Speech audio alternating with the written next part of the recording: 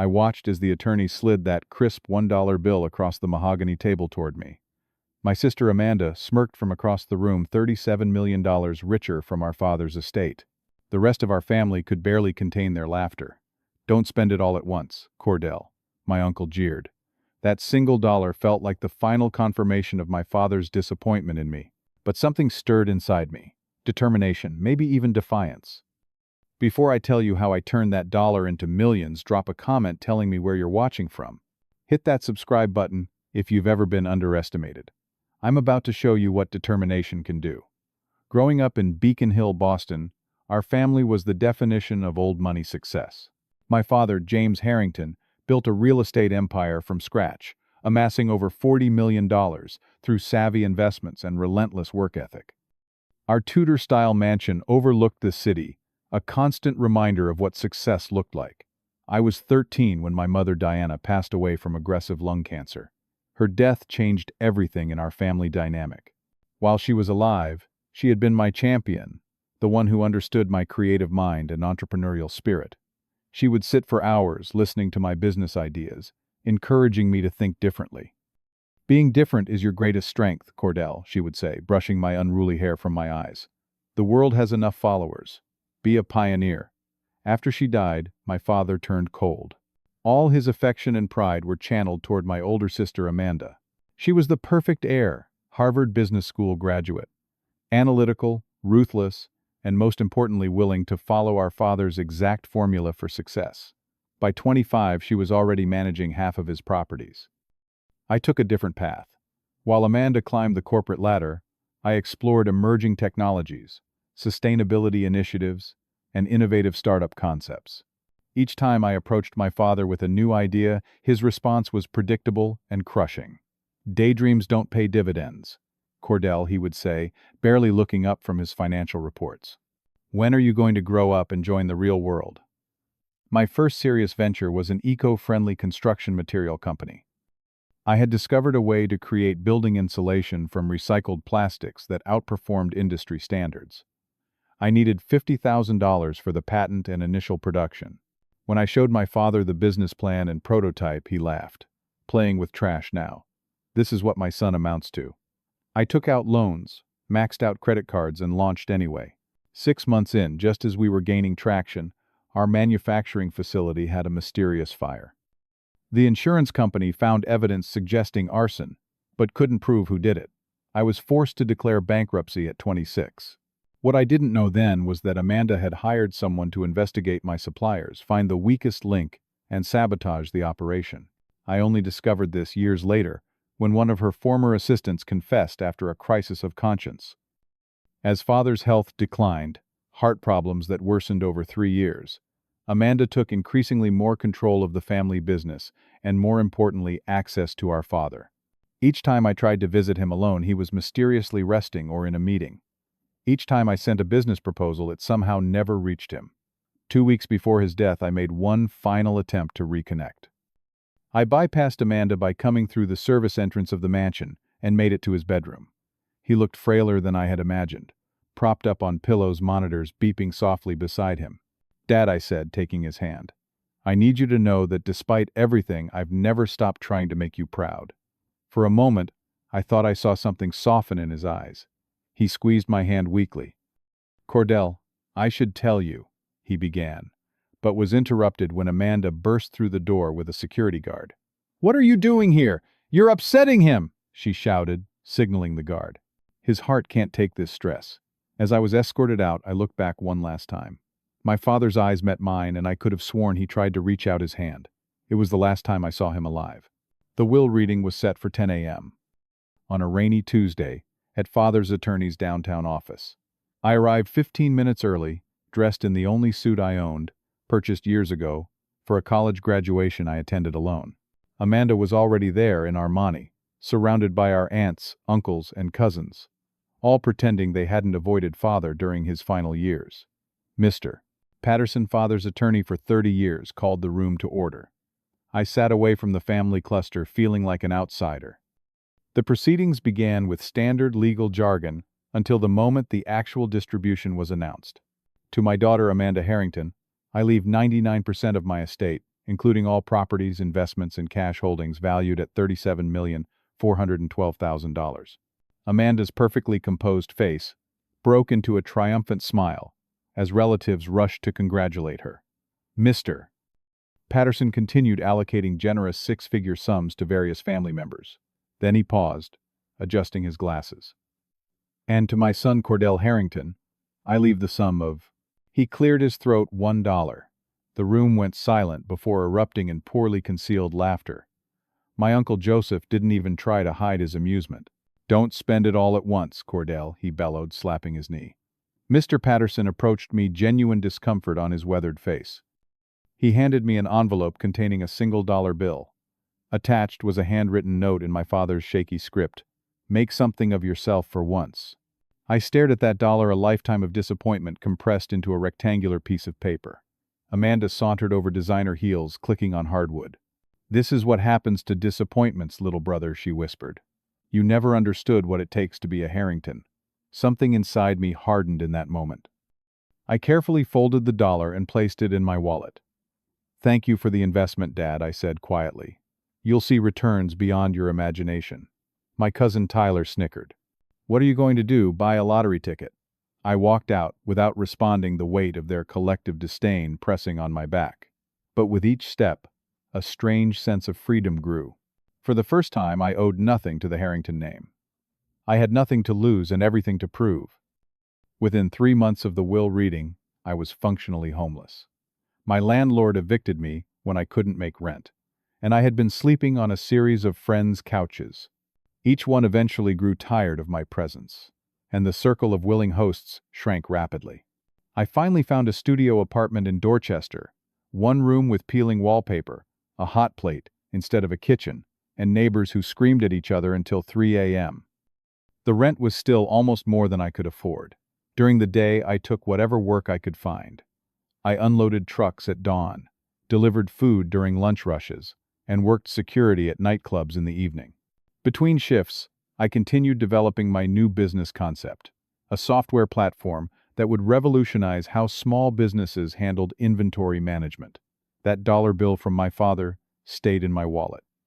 Not because I couldn't spend it, but because it represented something important. Every time I wanted to quit, I would take it out and look at it. Each time my resolve strengthened. One afternoon, while walking to a food delivery job, I ran into the Whitmores, family friends who had dined at our mansion countless times. Mrs. Whitmore saw me first and quickly nudged her husband. They both pretended to be fascinated by a store window display until I passed. "Hello, Mrs. Whitmore, Mr. Whitmore," I said directly. They turned with manufactured surprise. "Oh, Cordell. Didn't see you there," Mrs. Whitmore lied. "How? Have you been?" "I've been reflecting on who truly matters in life," I replied pleasantly. "It's been quite enlightening." They mumbled something about being late for an appointment and hurried away. Their embarrassment was palpable, but it didn't hurt me. It clarified things. That evening, scrolling through tech news on my cracked phone screen, I had my first genuine breakthrough. An article detailed how thousands of small businesses were struggling with the transition to digital inventory systems. The available software was either too expensive or too complex for most mom-and-pop operations. I stayed up all night coding a prototype. By morning, I had something crude but functional, a simple, intuitive interface that could run on any device. Now I just needed capital to develop it properly. The idea came to me while staring at my father's dollar bill. What if I used this very dollar as the cornerstone of my company? Not just as a metaphor, but as an actual marketing campaign. I created a social media account called the $1 Challenge and posted my first video. Just me holding up that dollar bill explaining how I planned to turn my father's final insult into $1 million company. The raw honesty resonated with people. The video got 50,000 views in 2 days. I followed up with daily updates documenting my struggle, the development of my software, and the challenge of starting with nothing. People began offering advice connections, even small donations. I declined the money instead, asking viewers to become beta testers for my inventory software. Amanda noticed the growing attention. She sent a cease and desist letter claiming I was disparaging the Harrington family name. I posted the letter online, My follower count doubled overnight. Then came a message from Harold Bergman, a retired venture capitalist who had seen my videos. "Kid, you've got grit. That's rarer than a good idea. Let's talk." We met at a diner where the coffee cost 99 cents. Harold was in his 70s with a weather-beaten face and sharp eyes that missed nothing. "Show me what you've built," he said, without preamble. I demonstrated my prototype on my laptop. Harold asked pointed questions, found 3 critical flaws in my business model, and then leaned back. Not bad. Needs work, but not bad. He offered to invest $25,000 for a 10% stake. It wasn't much, but it was enough to rent a tiny office space and quit 2 of my 3 jobs. Just as things were looking up, Amanda struck again. Somehow she discovered who my first potential client was, a regional grocery chain considering a pilot program. The day before my presentation, they canceled abruptly. Later I learned Amanda had threatened to pull Harrington investments from their parent company. When I told Harold, he just nodded. "Your sister's playing checkers. We need to play chess." "What does that mean?" I asked. "It means we stop trying to hide from her attention and start using it to our advantage." Over the next 8 months I lived and breathed my company. I rented a desk in a co-working space and slept on a futon in the corner after hours when the security guard Miguel would look the other way. "My cousin started his restaurant sleeping in the kitchen," Miguel told me. "Now he has 3 locations. Keep going, man." I worked 20-hour days refining the software, cold calling potential clients, and building my social media presence. The $1 challenge had grown to over 100,000 followers. People invested in seeing if I could actually pull this off. Harold introduced me to his network opening doors that had previously been firmly shut. Still, for every small victory, there were a dozen setbacks. Our first prototype failed spectacularly during a demonstration for a major retail chain. The system crashed halfway through, losing all their test data. The executives exchanged uncomfortable glances as I desperately tried to recover. "Perhaps you should come back when you have something that actually works," the purchasing manager said, ending the meeting early. That night was my lowest point. I sat on my futon in the dark office, the glow of my computer screen illuminating the failure of my code. For the first time since the will reading, I took out the dollar bill and considered giving up. "Maybe they were right," I whispered to the empty room. "Maybe I am a disappointment." I fell asleep, clutching that dollar, exhausted and defeated. When I woke the next morning, the solution hit me with perfect clarity. The problem wasn't in my inventory tracking algorithm. It was in how the database handled concurrent users. I had been approaching it all wrong. For 3 days straight, I rewrote the core functionality.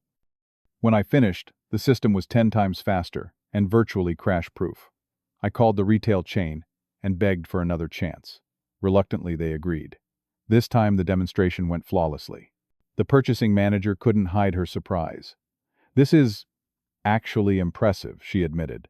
"How soon can you customize it for our needs?" We signed our first major contract that afternoon, $85,000, for a 6-month implementation. I finally had legitimate business cards printed: Cordell, Harrington, founder, OneCore Systems. The dollar bill went into a small frame on my new desk. By the 18-month mark, OneCore had grown to 12 employees and over 50 clients. We had moved into real office space. Nothing fancy, but legitimate. Our inventory system was gaining reputation as the go-to solution for small to medium businesses. Success brought attention, and attention brought Amanda back into my life. First, it was subtle. Potential investors would suddenly back out after initial interest. Clients would call with concerns about rumors they'd heard regarding our financial stability. Then Harold discovered something disturbing. "Your sister's company has been acquiring small stakes in your clients' businesses," he told me. "Not enough to control them, but enough to influence decisions." The systematic campaign escalated when Jackson, my business partner and lead developer whom I'd brought on 6 months earlier, came to me with an uncomfortable expression. "Cordell, we need to talk." He confessed that Amanda had approached him, offering $200,000 for him to leave OneCore and bring his code expertise to Harrington Enterprises. "I turned her down," he assured me, "but she said to tell you, this is just the beginning." I thanked him for his loyalty and gave him a bonus. 2 weeks later, I discovered he had secretly copied our entire codebase and resigned. The next day, Harrington Enterprises announced a new digital division focused on inventory management software. We were still reeling from this betrayal when our biggest investor pulled out unexpectedly. The timing couldn't have been worse. We were in the middle of a major expansion and suddenly found ourselves critically short on operating capital. Bills began to pile up. For the first time, I had to delay payroll. My remaining team gathered in our conference room, faces concerned. "I know what this looks like," I told them honestly. "But I swear I will find a solution. If anyone wants to leave, I understand. I'll give you the best recommendation possible." Not one person stood up. Mia, our client success manager, spoke up. "We believe in what we're building here, Cordell. And we believe in you." That night, going through financial records looking for any expenses we could cut, I discovered something odd. Payments to vendors that I didn't recognize, consulting fees for services never rendered. Someone had been siphoning money from within. I traced the transactions back to their source. Jackson had installed a backdoor before leaving, allowing him to gradually drain our accounts. With this evidence, I finally understood the full scope of Amanda's plan: sabotage us from the inside while simultaneously preparing to launch a competing product. The next morning, Amanda herself walked into our office unannounced, dressed impeccably as always. My team watched in silence as she approached my desk. "Looks like things are falling apart for you, little brother," she said with mock concern. "I heard you might miss payroll this month." "What do you want, Amanda?" She placed a document on my desk. "Harrington Enterprises is prepared to acquire One Core Systems for $200,000. Considering your financial situation, that's quite generous." I glanced at the offer. It was worth a fraction of our true value, even in our current state. "Why are you doing this? You already have everything." "Not everything," she replied coolly. "Father always worried you might eventually stumble into success. On his deathbed, he made me promise to make sure that never happened." The revelation hit me like a physical blow. "What are you talking about, oh Cordell? Still so naive." She leaned closer. "Why do you think you got that dollar? It wasn't just disappointment. It was fear. Fear of what? That you might actually succeed on your own terms. That you might prove his way wasn't the only way." Her smile was venomous. "He knew you were too much like Mother. Creative, innovative, compassionate. Qualities he saw as weaknesses. Everything I thought I knew about my father shifted." "You're lying." "Am I? Why do you think I worked so hard to keep you away from him near the end?" He was getting sentimental, talking about regrets. Her expression hardened. "This company is a mistake that needs correcting. You have until Friday to accept the offer, or we will crush you completely." After she left, I sat motionless, absorbing this new reality. Then I noticed the frame containing my dollar had been turned face down. I picked it up and saw something I had missed before: tiny writing on the margin of the bill. Under a magnifying glass, in my father's handwriting: "Like your mother. Too good for this world." All these years I had misinterpreted everything. The dollar wasn't just a final insult. It was a message I wasn't meant to understand until now. That night, I called an emergency meeting with my remaining team and Harold. I laid out everything: Amanda's offer, her revelations, and the dire state of our finances. "We have two options," I concluded. "Take her lowball offer or find a way to fight back." Harold, who had been silent throughout, finally spoke. "Your sister has one critical weakness, Cordell. She thinks she's already won." "What do you mean?" "She's spent so much energy trying to destroy you that she's neglected to protect herself." He slid a folder across the table. "While she was investigating you, I was investigating her." Inside was evidence that Amanda had been manipulating Harrington Enterprises' financial reports, inflating values to attract investors while secretly moving assets offshore. "This is exactly what she did to me," I realized. "How did you get this?" "Let's just say your sister's assistant finds her boss as charming as you do," Harold replied with a wink. "The question is, what do we do with this information?" "We could expose her," suggested Mia. "No," I said, an alternative strategy forming in my mind.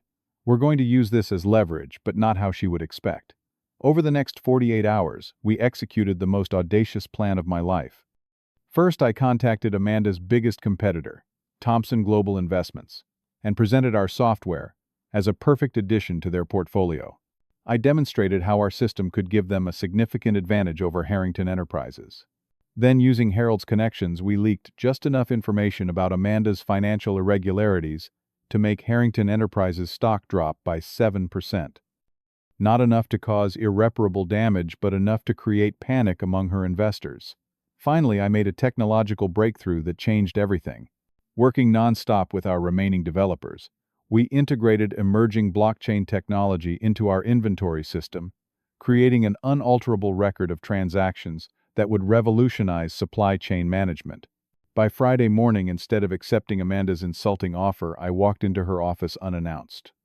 "I have a counterproposal," I said, placing a document on her desk. She laughed. "You're not in a position to make counteroffers." "Actually, I am." I nodded toward the document. "Thomson Global is prepared to acquire OneCore for $7 million and wants to hire me as their Chief Innovation Officer." The color drained from her face as she scanned the letter of intent. "That's not all," I continued. "I've also been approached by the SEC with some interesting questions about Harrington Enterprises' financial reporting. They seemed particularly interested in those offshore accounts in the Cayman Islands." "You wouldn't dare," she hissed. "You would destroy the family legacy." "No, Amanda. You've been doing that all by yourself." I leaned forward. "But I'm offering you a way out." "What do you want?" "Stop the sabotage. Withdraw your competing product. And most importantly, admit what you did to Father's will." Her eyes narrowed. "And if I refuse," I stood up.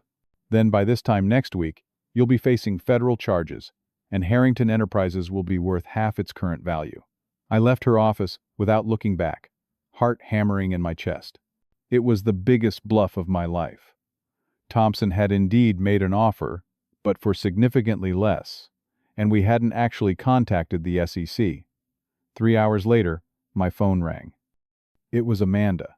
"I underestimated you," she said, voice tight with controlled rage.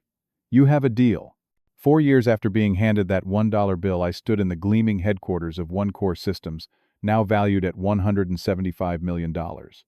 Our revolutionary approach to inventory management had expanded into comprehensive supply chain solutions used by companies across the country. The original dollar bill hung in a simple frame in the lobby alongside our company motto, "Value Beyond Measure." When news broke that Cordell Harrington, the $1 entrepreneur, had turned down acquisition offers from major tech companies, it created a media frenzy. The story of starting with a single dollar and building a tech empire resonated with people everywhere. I had just finished an interview with a major business magazine when my assistant interrupted. "Sir, your sister and some family members are in the lobby. They don't have an appointment, but they're insisting on seeing you." I found them clustered awkwardly among my employees. Amanda, Uncle Joseph, Aunt Patricia, and my cousins. They looked out of place in our modern, open-concept office. Cordell, Uncle Joseph boomed as if we were old friends. "Look at all this. We always knew you had it in you." "Did you?" I asked quietly. Amanda stepped forward, designer purse clutched tightly. "Can we speak privately?" In my corner office, with its view of the Boston skyline, they dropped the pretense.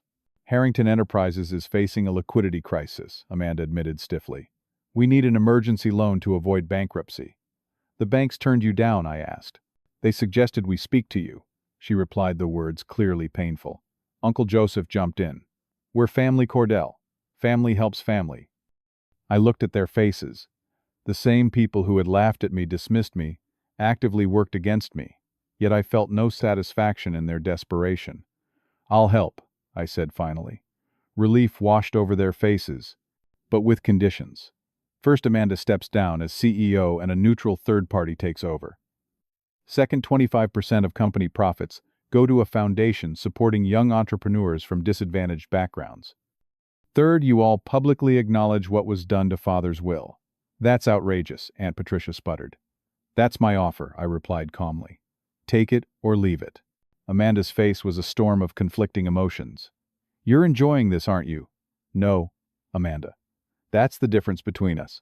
I don't enjoy seeing anyone fail, not even you." After they left, without accepting my terms, I sat alone in my office thinking about the journey. The frame containing my dollar bill now sat on my desk. I picked it up, studying the faded currency. The wealth I had accumulated meant little compared to what I had learned. I had discovered my own resilience, built a team of people I trusted, and created something valuable, not just in monetary terms, but in how it helped businesses thrive. Most importantly, I had learned that success wasn't about proving others wrong.